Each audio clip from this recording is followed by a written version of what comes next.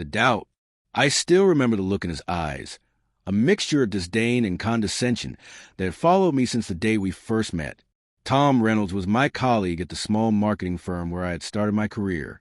He had been there longer than me, always dressed in expensive suits, his tie perfectly aligned, his briefcase immaculate, and he made sure everyone knew it. "Let's be honest," he had said to me one morning, leaning casually against the coffee machine, a smug grin plastered on his face. "You're smart enough, maybe, but you'll never make it. Not here, not anywhere. You're too inexperienced, too disorganized, too ordinary." I had laughed nervously, trying to brush it off, but the words dug in, festering like a silent echo in my mind. Years passed, and I endured. I took every small opportunity, every project that others deemed too difficult or too tedious. I stayed late, learned everything I could about marketing, management, and business operations. While Tom polished his ego and networked endlessly, I quietly built skills that no one could deny. I remember the nights I spent in my tiny apartment, analyzing case studies, crafting campaigns, and learning the mechanics of client acquisition, team management, and operational efficiency. I had no fancy tools, no mentors willing to guide me, just a relentless drive to prove something, to prove to myself that I was capable. Then came the day my life changed. I had started my own agency with a handful of clients and nothing else. No office, no staff, just ambition, determination, and a vision. I grew slowly, methodically, turning small victories into larger ones. Campaigns that had once struggled under other agencies now flourished under mine. The reputation I earned wasn't flashy. It was undeniable. And the twist of fate? One of my first big clients hired me after seeing a campaign that had been mishandled by Reynolds' firm. They had lost faith in him. The news spread quickly. My agency began to grow, gaining contracts that had once been considered unreachable. Investors noticed, and soon I had a small but powerful team. Each hire was deliberate, each step calculated. The day I signed the lease for my first corporate office, I thought of Tom Reynolds. He had always scoffed at ambition, mocked diligence, and sneered at anyone striving for more. I could picture his smug grin and hear the words he had whispered. "You'll never make it." I walked into the new office, empty, echoing with the potential of what was to come. I didn't know it then, but fate has a strange sense of justice. Weeks passed, and the agency thrived. I hired a small team, created a culture of respect and innovation, and secured contracts that were previously out of reach. Then one morning, the janitorial staff sent a message. One of the new hires had brought in an old acquaintance to fill a temporary cleaning position. I walked into my office that morning to find someone I hadn't expected, someone familiar, someone from my past. Tom Reynolds. His jaw tightened as he saw me behind the executive desk. His eyes flicked around the office, taking the staff, the layout, and the work underway. I'm here temporarily," he stammered. "Cleaning, staff, maintenance." I raised an eyebrow. "Of course," I said calmly, offering a faint, controlled smile. "I appreciate your help." He nodded, avoiding my gaze. The irony wasn't lost on me. The man who had once mocked my potential, who had doubted every step of my career, was now cleaning the office of someone he had dismissed as incapable. I could feel a mix of emotions swirling inside me, satisfaction, disbelief, and a quiet, strategic patience. I didn't gloat. I didn't make a scene. I knew the power of subtlety, of letting results speak louder than words. Day after day, Tom cleaned my office. He dusted the desks, emptied the trash, polished surfaces, and moved with the same meticulous attention to detail he had once boasted about in meetings where I had been ignored. And every morning as he worked, I watched him with a quiet understanding. The man who had underestimated me was now a witness to my success, and there was no escaping it. But success isn't just about vindication. It's about vision, growth, and foresight. I had bigger plans for the agency, expansion, new clients, innovative strategies that would disrupt the market. Every decision I made was deliberate, not just to secure my success, but to ensure that the world, including people like Tom Reynolds, could see the undeniable proof of capability, strategy, and resilience. Yet, even in this triumph, the story was far from over. For every victory brings new challenges. Every success invites scrutiny competition, and jealousy. The man cleaning my office each morning was a reminder of the past, yes, but also a sign of potential obstacles lurking in the future. And I knew, deep down, that the next move would not be about proving myself to him. It would be about the legacy I was building, the empire I was quietly creating, and the challenges I had yet to face. As Tom polished my desk for the third morning in a row, I leaned back in my chair, thinking not about revenge, not about mockery, but about the future, because the story was just beginning. And the man who had said I'd never be successful was about to witness much more than he had ever imagined. The strategy. The morning sun filtered through the floor-to-ceiling windows of my office, casting long shadows across the sleek, organized space. I watched Tom Reynolds move methodically around the room, dusting, arranging, and cleaning with meticulous precision. Every detail seemed to reflect the man he was, once arrogant, now subdued. But I didn't focus on him. My mind was already racing through the next steps. I had built a foundation. Now it was time to expand, to assert dominance not through mockery, but through undeniable results. I called a meeting with my core team. Listen carefully, I said, my fingers steepled, eyes scanning the room. We've secured a strong position with our current clients, but this is only the beginning. The market is ripe for disruption. Our competitors think small. We're going to think big. Aggressive campaigns, innovative strategies, and systems that can't be ignored. Every project we touch must leave a mark. The team nodded, their enthusiasm palpable. They trusted me because I had delivered quietly and consistently, and now they were ready for the next challenge. Over the next few weeks, we rolled out new strategies across multiple sectors. I personally oversaw high-profile campaigns, using data analytics and innovative marketing techniques to not only satisfy but astonish clients. Each success was calculated, each project a demonstration of what vision paired with execution could accomplish. And all the while, Tom Reynolds worked in the background, cleaning my office, moving through the space silently, a constant reminder of past underestimations. One morning, he paused as I reviewed a client report. "Mr. Carter," he began, hesitating, "the campaign you proposed for Henderson & Co. is performing better than anyone thought possible. The projections are incredible." I didn't flinch. "Yes," I said calmly. "It's called preparation and foresight. Something you may have overlooked when you doubted me." He swallowed, gripping the edge of a desk. There was no anger, only acknowledgement, subtle, unspoken, and almost humbling. The company grew faster than anyone expected. Our innovative approach drew attention from major clients, including firms that had previously refused to engage with a young, relatively unknown agency. The boardroom was filled with executives clamoring for our services, while competitors scrambled to understand how a seemingly modest agency had captured the attention of the market so quickly. I called a strategy meeting with my team. "We're moving into new territory," I explained. "Our competitors think they understand the landscape, but they're wrong. We're going to leverage technology, creative campaigns, and data-driven insights to dominate the market. Every client interaction, every touchpoint, every presentation must reinforce our position as leaders. No shortcuts, no complacency."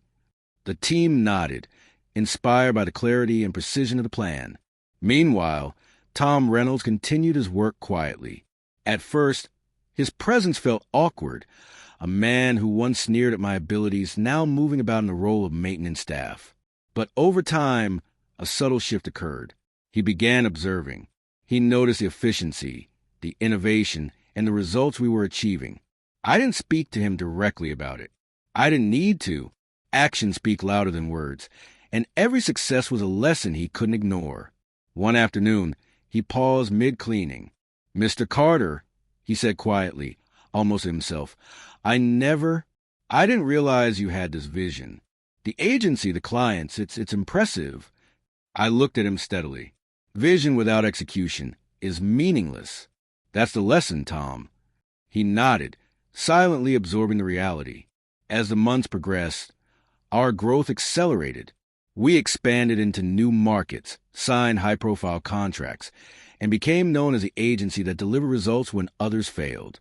Every competitor trying to copy our strategies fell behind. Every skeptical client had to admit we were the best. And every morning, Tom Reynolds cleaned my office, a daily reminder of the past. I never mocked him. I never gloated. The satisfaction was in results. In seeing proof that dedication, vision, and strategy could overcome ridicule, doubt, and underestimation. One evening, after reviewing financial reports, I called Tom into my office. "Tom," I said calmly but firmly, "you've seen what we built. You've seen the results. I imagine this is humbling." He looked down, fidgeting. I suppose it is. You accomplished more than I ever thought possible. I underestimated you." I smiled slightly. "You're not the first, and you won't be the last. The important thing is what you do with what you've learned." He nodded, understanding the unspoken message, that underestimation has consequences, and that talent and perseverance will always find a way to prove themselves. The foundation had been laid. The agency was thriving. My team was strong. My strategies were unstoppable. But even as the victories mounted, I knew the story was far from over. Success attracts envy, sabotage, and unforeseen challenges. Competitors would seek to undermine us. Colleagues might betray trust. And the world would never stop testing the resolve of those who rise from nothing. And so, I prepared for the next phase. Bigger clients, riskier campaigns, and opportunities that would push the boundaries of what the agency could achieve. Tom Reynolds would continue to clean my office, a daily reminder of where I had started. But the real challenge lay ahead, not in proving him wrong, but in proving the world wrong. Because the path to greatness is never finished, and the person who was once dismissed as incapable will always find ways to rise. The conquest. The agency had grown beyond anything I had imagined when I first opened its doors. The clients we served were high profile. The campaigns we executed were innovative and results-driven, and the staff, a carefully selected team of talented individuals, was thriving. Yet the most satisfying aspect of my success was not the numbers on a spreadsheet, nor the accolades in trade publications. It was the transformation of perception. People who had doubted me, laughed at me, and dismissed me were now witnesses to my achievements. Tom Reynolds, once the epitome of arrogance, still cleaned my office each morning. His movements were precise, mechanical, almost like a well-rehearsed routine.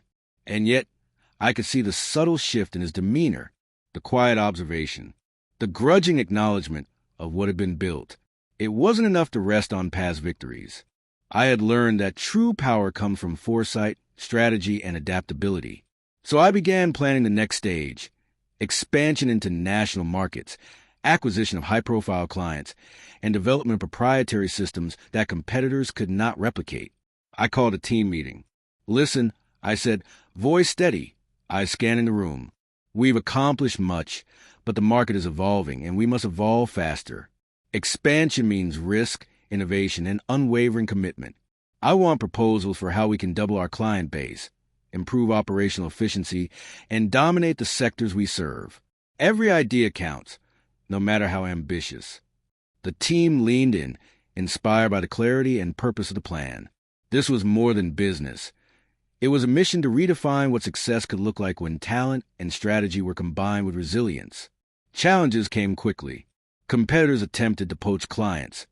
Senior managers from other agencies tried to undercut us, and unexpected logistical crises threatened project timelines. I faced each obstacle systematically. Data analysis, strategic planning, and decisive action became my tools. Every setback was a lesson, every challenge an opportunity. And every day, Tom Reynolds moved to my office, silently observing the results of a career he had once dismissed. One afternoon, he spoke quietly as he polished my desk. "Mr. Carter, I never imagined you could scale this business so quickly.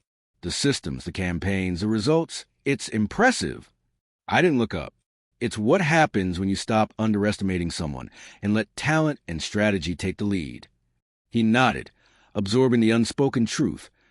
Arrogance and mockery cannot override competence and perseverance. The pinnacle of this phase came during a multi-city client pitch that could elevate the agency to national prominence. I prepared meticulously, analyzing market trends, client needs, and competitor strategies. Each presentation was tailored, precise, and designed to showcase the agency's unique approach. The day of the pitch, executives from major firms filled the room, their skepticism evident. I spoke with calm confidence, presenting data, forecasts, and innovative solutions. Questions were raised, objections voiced, and scenarios challenged, but I addressed each with clarity, foresight, and actionable solutions. By the end, the clients were not only impressed, they were eager to sign contracts. The agency had just stepped onto a national stage, and its reputation as a powerhouse of innovation and execution was solidified. Even in this triumph, I remained focused on the subtleties of leadership. Tom Reynolds, silently cleaning after the meeting, approached me cautiously. "Mr. Carter, it's remarkable. I didn't believe it was possible, but you've proven me wrong." I looked at him steadily. "That's the point. Never underestimate potential. The true test isn't what people say. It's what you accomplish when they doubt you." He nodded, quietly acknowledging the shift. The man who had once sneered at my abilities was now a witness to a reality he could not deny. Yet, as satisfying as these victories were, I understood that power and influence always attract scrutiny, envy, and new challenges. A rival agency attempted a hostile campaign against us, spreading rumors and misinformation. Internal team members occasionally struggled with jealousy and ego. Even high-profile clients demanded perfection and innovation that tested the limits of our capabilities. I navigated each with strategy, patience, and calculated risk. Every success reinforced the agency's reputation. Every obstacle overcome strengthened the team's cohesion, and every victory validated the journey from being dismissed to being indispensable. I called a meeting with Clara, who had become an unexpected ally, guiding aspects of operations. "Malik," she said quietly, "I've never seen anyone manage so many challenges so flawlessly. You've turned this agency into something no one thought possible." I smiled, leaning back. "It's not about proving people wrong, Clara. It's about creating something lasting, something undeniable. Those who doubted me, they're just part of the journey." She nodded, a mixture of respect and awe in her eyes. As I sat in my office that evening, overlooking the city skyline, I reflected on the journey. From ridicule to authority, from mockery to mastery, the path had been long, difficult, and relentless. Tom Reynolds still cleaned my office every morning, a daily reminder of the power of perseverance, skill, and resilience. But the real journey was only beginning. The agency had conquered the local and regional markets, but national expansion, unforeseen crises, and competitors who would not yield easily awaited. And I smiled, knowing that every challenge ahead would be met with the same combination of foresight, strategy, and unyielding determination that had brought me here. Because the man who once said I'd never be successful was no longer relevant. What mattered was what I would do next. The story was far from over. The legacy. The morning sun spilled across the polished floors of my office, catching the sleek lines of the desks, the neatly arranged files, and the quiet hum of productivity. My agency had grown beyond what anyone could have predicted. Multiple offices in major cities, high-profile clients, and a team that operated with precision, innovation, and relentless ambition. Tom Reynolds, still performing his daily cleaning duties, moved quietly around the office. He no longer avoided my gaze, but there was a subtle understanding between us now, an acknowledgement that the man he had ridiculed was no longer just competent, but dominant in the very world he once mocked. I had spent years building this agency from nothing. Every late night, every small victory, every painstakingly detailed campaign had led to this moment. But I understood that true legacy isn't measured by trophies, accolades, or even revenue. It's measured by influence, by the people you elevate, the systems you create, and the culture you establish. I walked through the office, observing my team. Each member had been carefully selected and mentored, empowered to make decisions, to innovate, and to challenge the status quo. They weren't just employees. They were co-creators of vision that extended beyond profits and into impact.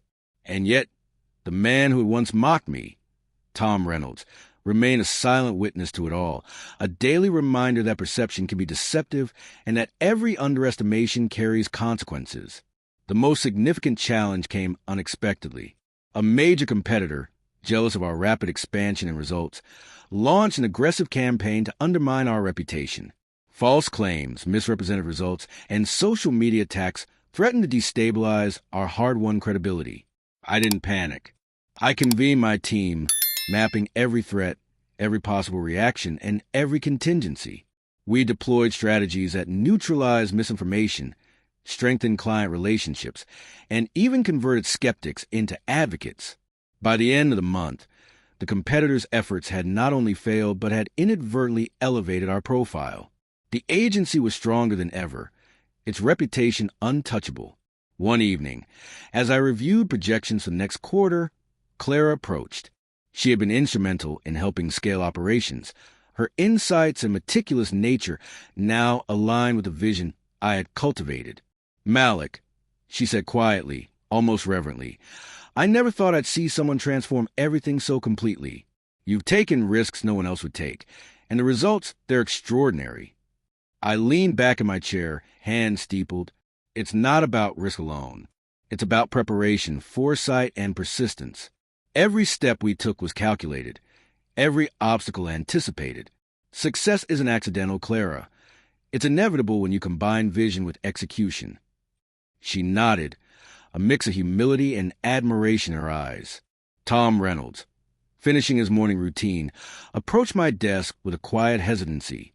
"Mr. Carter," he began, voice subdued. I still can't believe this. Everything you built, all the clients, the offices, the teams, it's more than I could have imagined. I underestimated you." I looked at him calmly. "That's the nature of underestimation, Tom. It blinds people to potential, but it also teaches a lesson, one that doesn't require words." He nodded, and for the first time, I saw a genuine respect in his eyes. The arrogance and mockery that once defined him had faded, replaced by the humility of someone who had witnessed true competence in action. Yet, even with this triumph, I knew the journey was far from complete. Expansion, innovation, and competition would continue to challenge the agency. There were markets untapped, clients unconvinced, and unforeseen crises waiting to test every system I had built.